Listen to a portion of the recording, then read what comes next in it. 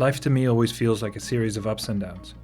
In my case, I'm usually feeling good, happy and fulfilled. Then, occasionally, things change and I find myself feeling a bit blue, usually for no apparent reason.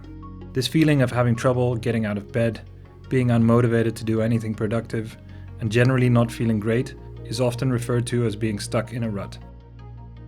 For context, this was recorded in December 2020. Hey, my name is Arjen and in this video we're going to talk about how to get out of a rut. I've broken the video down into 4 parts. The first part is how to know if you're in one. Second part is how to get out, the framework. Then how to kind of keep it up.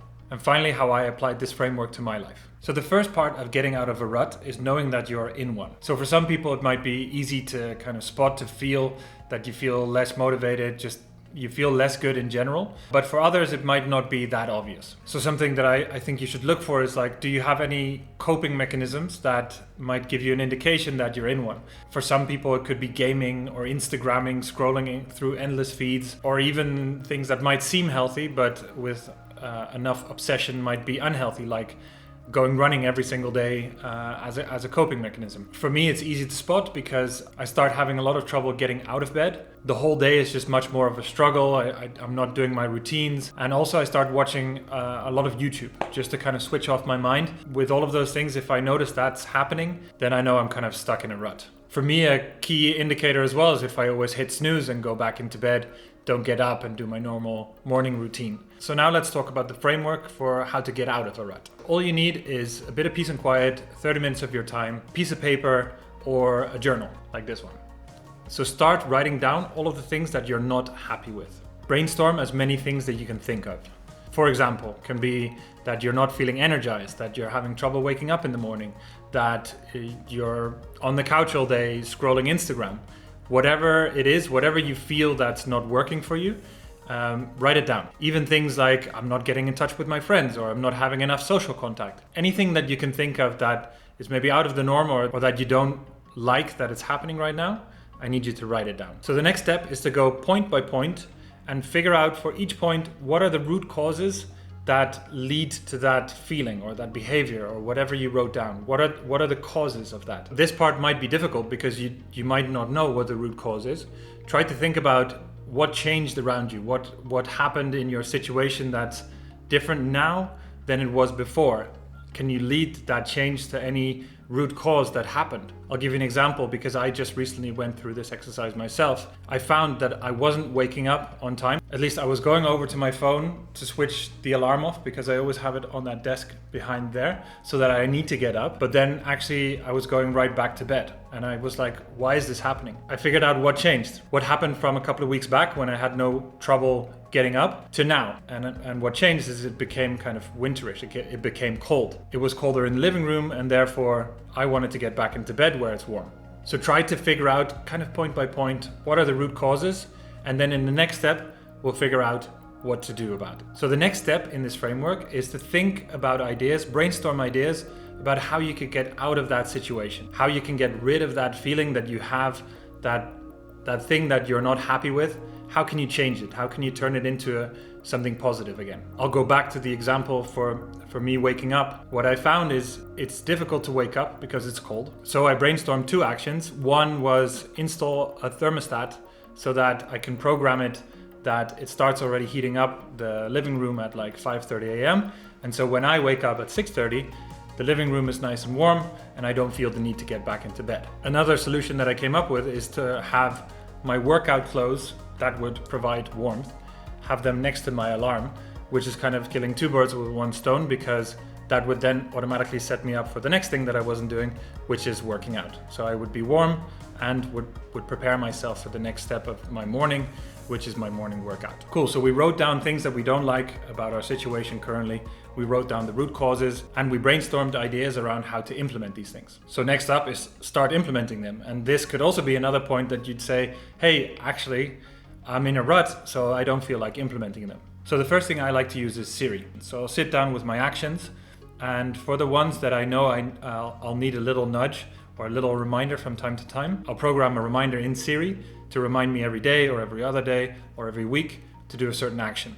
For example, to make sure that I didn't go back into bed after switching off my alarm and making sure that I started my workout, I needed to put my workout clothes next to my alarm. So then every day at 8 p.m. I get the Siri reminder saying, hey, put your workout clothes next to your phone. And this kind of helps start the habit of me doing it. At a certain point I get tired of the reminder, but usually I'll have the habit back into it then, and I won't need it anymore. Another trick I love using is using post-its around the house. If you needed to do something first thing in the morning, where are you going to be? Are you somebody who goes and brushes their teeth straight away? Well, maybe put a post-it on the bathroom mirror. What I like doing, again, putting it next to my phone, is putting a little post-it with like my top priority item that I need to do for that day, giving me kind of the purpose to like, hey, okay, let's get up and start this day because I want to start doing whatever I wrote on the post-it.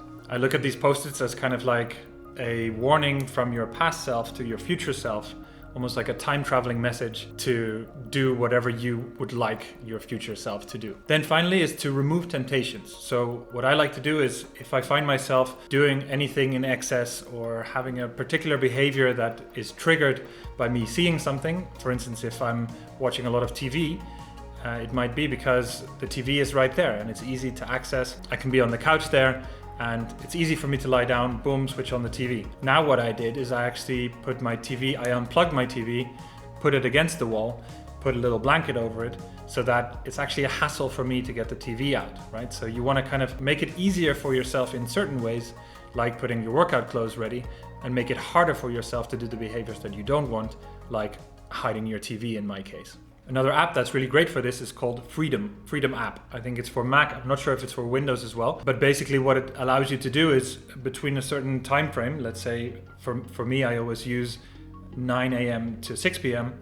I am not allowed to go to any YouTube, Netflix, Facebook, whatever, because that's the time that I work. It means I can never access these distractions. So that's another tip that I can give you. Use Freedom app and block the websites or apps that you don't want to access. So maybe you're stuck in a rut now, you get yourself out of this rut, you feel good again, but whatever happens, at some point you will get into a rut again. So basically, how do you keep it up? How do you kind of keep an eye on yourself when that's the whole difficult part, right? The whole difficult part is that maybe you realize way too late that you're in a rut, and maybe you've already been there for a month before you think, hey, actually I can do things, I can take actions to get out of this. A great thing to do on a daily, bi-daily, or maybe even weekly basis is to check in with a journal. I recommend doing some sort of daily journaling practice, or at least as often as that you can. Try to write in a journal, and this will be a great mirror for you to kind of see like, hey, am I on the right track? A journal is an excellent way to kind of look back at that, right? Sometimes I'll just flip back through the pages and then I'll see that I'm writing consistently about the same thing. And that will be a trigger for me to say, okay, let's sit down and do this exercise to kind of write down a few problems, the root causes and actions to get out of them. I'll leave you with a bonus tip. I think it's always really helpful that if you're in this situation and you're feeling a bit down, you're feeling a bit unmotivated, you're stuck in a rut, share it with somebody.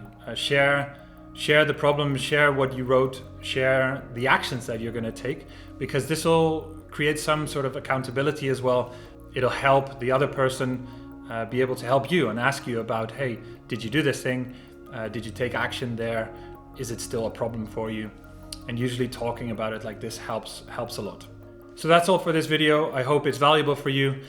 Give me a thumbs up if it is valuable for you, and hit the subscribe button if you're into more of this kind of content. And I'll see you in the next one.